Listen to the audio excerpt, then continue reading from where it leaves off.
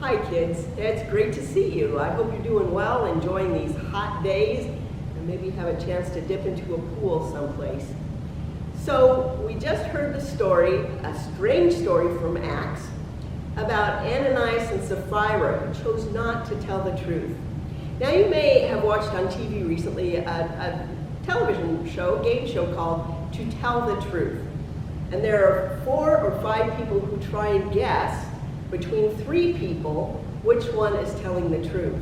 And it's fun. It's funny because they try and trick the people into thinking that each one of them is really the person that only one person is.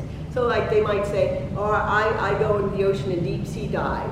And there'll be 3 people. One of them really does go into the ocean and deep sea dive, but the other 2 will play tricks and lie in order to convince the people that they also deep sea dive.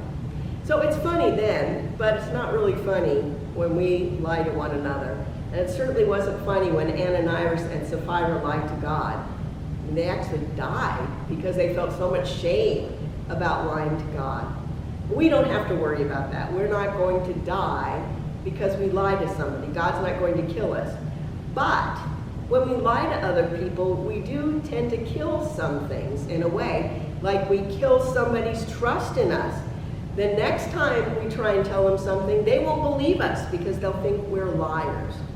They kill our own trust in ourselves because once we lied, it makes it easier to lie again. But every time we lie, we feel bad about ourselves. Our esteem, the way we feel about each other, gets lower and lower. So we, in a sense, can kill our self-esteem when we lie. And of course, it does damage our relationship with God. God wants us to tell the truth. God asks us to be truthful people even when it's hard. And sometimes it's hard to tell the truth because we're afraid we're going to get into trouble. But it's always better to tell the truth. We'll get in a lot worse trouble if we lie. People will be really angry and upset with us.